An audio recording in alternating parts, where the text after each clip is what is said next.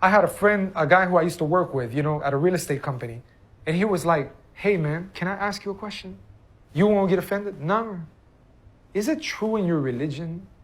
Part of your religion is like taking your life, like blowing yourself up. So I was like, if that were the case, we wouldn't be here. You know what I'm saying? We'd be all over the place. Islam's the fastest growing religion in the world, and it is the most misunderstood. Terrorism is not from Islam. These types of acts are not, from this religion.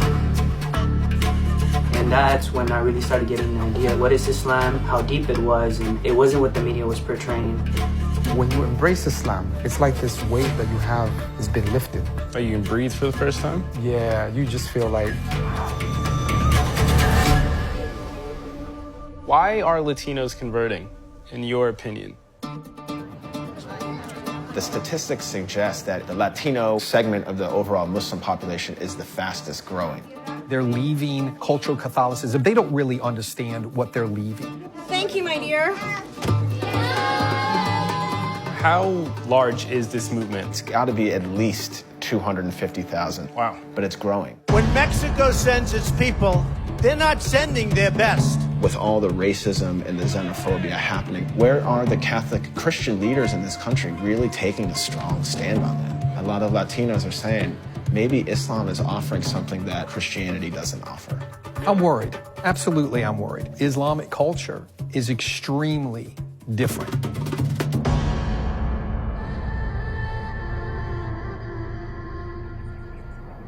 Inside America's Islamic community, one of the fastest growing populations is Latino.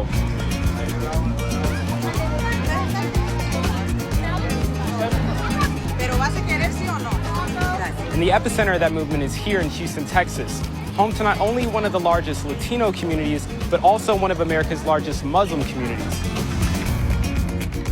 Just 350 miles away from the Mexican-American border during one of the worst deportation crises in recent history, and less than a year from the Muslim ban. We gotta go and we gotta knock the shit out of these people. I've come here to meet Jaime. Jaime? Yeah. I'm Lee. Nice to meet you. Nice to meet you, man. The founder of America's first Islam and Spanish Center, to find out why two of America's most discriminated groups are actually coming together. Whenever people come in, we let them know that, look, it's not a traditional mosque. We're the only producers in the world producing material in the Spanish language and distributing it, at the mass level. People who come through the center, do they come here thinking in the ways that the media has portrayed Muslims? Most definitely. Or believing the things that the media has portrayed about Muslims? Most definite. In fact, that's the default. When people come in here, before coming in here, we know they have preconceived notions. If I didn't know Chinese people, and on the media it says Chinese people kill people who are not Chinese, I wouldn't want a Chinese neighbor. Right. It's just common sense. That's the reason why we built this place. Yeah.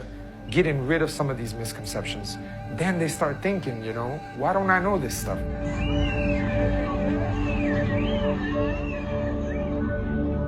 Jaime, what brought you to Islam? I grew up in Houston, and when I came here, I was 8 years old. All I knew was Colombia and Venezuela. I previously lived there. So I'm one of those immigrant youth that came to America. My parents wanted for me to have a better future. When I got here, I realized that the culture here was a bit different than what my parents expected. And we were having a lot of issues in regards to gangs popping up in the environment.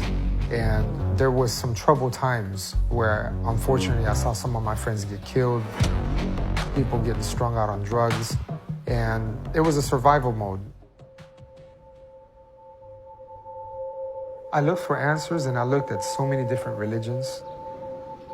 And someone who gave me the Quran, I began to read it, and the more I read it, the more life made sense. My mother thought I was brainwashed when I became Muslim because I stopped drinking alcohol, going out, the girls, all the stuff that I had easily, I let go of it. And it was great that I did it at the time I did it, because a few months later, a lot of my friends got caught in some stuff that put them in trouble. And I'm like, man, That choice of me accepting Islam saved me from that. America is not the most kind place to Latino immigrants right now. So why would you subject yourself to being that double minority? I don't think being a Muslim and being Latino is putting me in a position of weakness. It actually puts me in a position of strength. I have to be the best Latino I can be now. You gotta be the best Muslim. While Latinos are the fastest growing population within Islam, very little research has gone into discovering why. So I'm heading to Rice University to meet with Professor Considine, a religious studies expert, to gain clarity on why so many Latinos are becoming Muslim during such a critical and divisive time in America. Why is it that Latinos are seeking out Islam? Does it have anything to do with the common experience between Muslims and Latinos in this country? Absolutely. Especially after the election in 2016, where a lot of these people felt purged. When Mexico sends its people, they're not sending their best. They're sending people that have lots of problems, and they're bringing those problems with us. They're bringing drugs, they're bringing crime, they're rapists. A lot of Latinos are recognizing that not being white in this country comes with certain barriers. Latinos might also be thinking, Muslims generally speaking, they face similar obstacles with all the racism and the xenophobia happening from the top of the government. This is a 5-year ban. To an everyday existence on the street. Who knows what they're gonna bring in this country? We're gonna bombs, ISIS, what? They need to go. I think a lot of people are seeing Islam and the Islamic tradition in general as being more tolerant of race. People have to recognize, one of the most racially diverse religions in the world is Islam. We stand in opposition to their opposition. Allah. How large is this movement? The statistics suggest that it's got to be at least 250,000 Latin Muslims in this country. Wow. But it's growing. This is the future of America. Houston is a microcosm of the future of America. It's the Browning of America. They say by 2050, white people are not going to be the majority anymore. 34% of the American Catholic population is Latino, mainly immigrants, and many of those converting to Islam are coming out of this community. So I sat down with a group of members from St. Cyril's Catholic Church in Houston to get their thoughts on the Latino Christian move to embrace Islam. What has been your experience with the number of converts moving from Catholicism to Islam within the Latino community? So it's a very complicated issue, actually, right? It's multifaceted. But there's also a concerted effort by the Muslim community to reach out to the Latino communities. I think it's no secret, especially in the climate that we have now, and this has been an issue for years with immigration, especially when you look at the disenfranchisement of peoples, right? And that's what we're seeing in the immigration standpoint. And they turn to something. And of course, I think the Islamic community, something that I think that they target and they look for. Thank you, my dear. Look at the rise of Islam within Arab or parts of the Middle East. Where do you see its greatest growth? Is the same place you see its greatest extremism.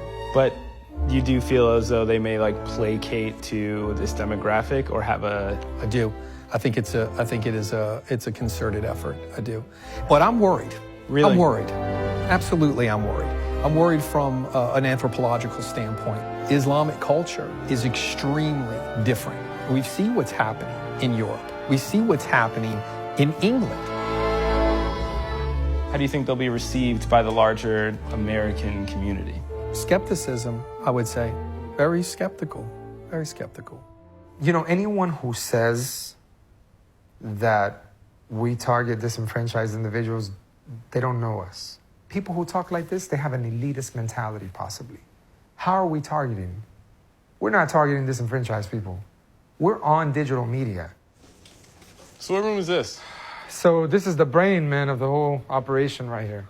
We reached 14 million people just in a month in Ramadan. Wow. Sometimes there's some attacks, and they come due to some bias sometimes, and people have some agendas. This is our podcast station right here.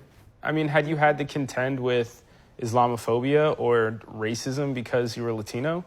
When I became Muslim, it was 3 months before September 11th.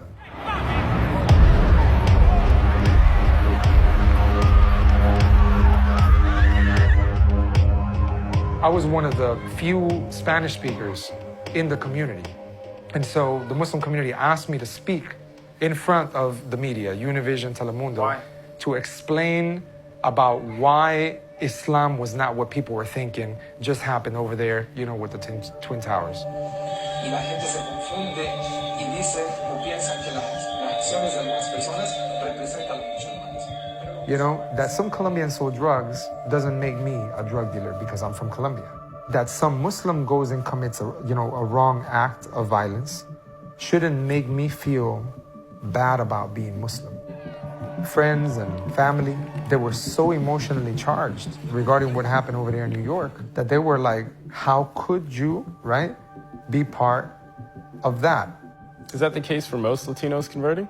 The family is the first shock, yeah. We're in the north side of Houston, about 45 minutes from the Islam and Spanish Center, and we're gonna go meet up with Raul. Raul is a DACA dreamer from Mexico that converted to Islam in 2011 at the age of 19, and has since become an active member of the Islam and Spanish Center. But like many Latino converts, Raul's family disowned him for becoming a Muslim. I was exiting high school. I was not doing so good spiritually. You know, I was going through depression. Also, like, I'm under DACA as well. At the time, I didn't have papers. So, you know, I'm getting paid, you know, like $5 to wash the dishes an hour and stuff like that. A lot of people take advantage of immigrants. And that's when I really started getting an idea of, well, what is Islam and how deep it was and how it wasn't what the media was portraying. And it was what literally cured my depression. Are you concerned at all being a DACA dreamer and now being Muslim? Oh man, it's like a double whammy for me. Yeah. With Trump, it was just like one, I'm Latino, and two, I'm Muslim. It's just like I'm gonna get attacked from all sides. Sami Allahu liman hamida. Allahu Akbar. ¿Te ocupa, Nico? No, está bien. Ah, okay. Ya es que ya están todos afuera. Basically, my mom found out that I was studying Islam, and she pretty much kicked me out of the house and threw all my clothes out. She said I was joining a terrorist organization, a cult, and they were training me to kill people. At the time, like, also I stopped eating pork, so my mom was just like, when I fed you beans, I would put pork on there on purpose. It was like straight up rejection. I remember eventually my mom started coming into the community, seeing the rest of the people. They were like, all these people would come up to my mom like, hey, you know, your son's like going out there feeding the homeless, being a good member of the community and stuff like that, all these things. And my mom just comes up to me and she's like, how come you didn't tell me you did all these things? And I was like, well, you never asked. You weren't interested, so I didn't tell you. I believe them seeing how much change Islam had in me, it's like when they started seeing it's like, okay, this isn't necessarily bad. You know, he's still Raul, and if anything, he's becoming a better person. My mom accepted Islam just a few months ago at Centro Islamic. Ashhadu an la. Were you there when she did? Well, yeah, most definitely. She decided to do it on her own, and it was very, very mind-blowing. Perdón por mi reacción, pero le hice tan difícil a mi hijo la religión que yo decía que no iba a ser de esta religión. Y aquí estoy. The next day, my mom told me that she hasn't felt that much peace in years. Islam, it changes everything. We've heard from a number of converts that we've spoken to that there was an immediate rejection within their family to their conversion. And I'm curious if you can comment on that, why members of the Latino community are so resistant to their own neighbors, sons, daughters, wives, and husbands converting to Islam. In one word, ignorance. It's lack of education. It's misinformation, right? So this is part of the hangover from 9/11. Allahu Akbar. A lot of people in this country who are not Muslim have certain ideas which are steeped in stereotypes. So they see Islam as oppressing women. They see Islam as being backward. Allahu Akbar. They see Islam in association with ISIS and Al-Qaeda and violence. All things which can be factually disproven if we just look at the reality. Assalamu alaikum, brothers.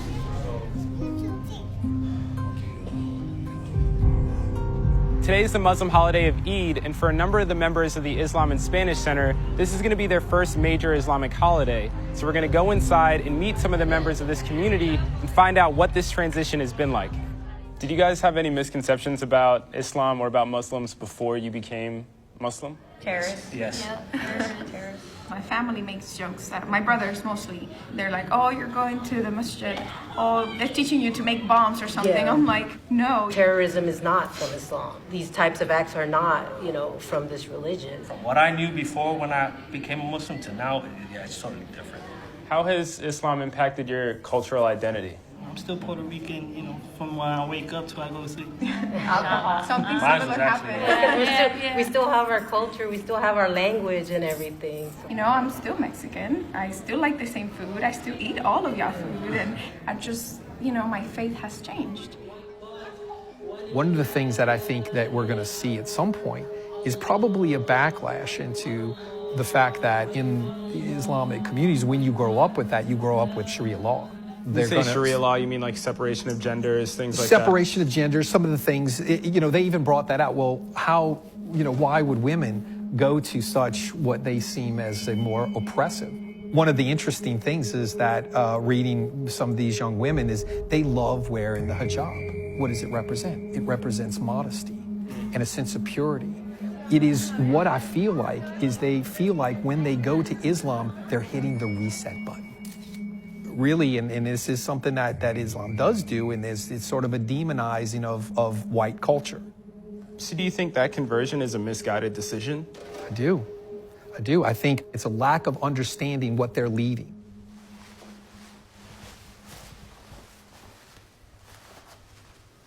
Is there something that Islam has to offer the Latino community that maybe Catholicism or Judaism or just like another religion doesn't? The core principle that is so enticing of Islam is that you have a very personal relationship with God without any intermediaries. There is nothing between you and God.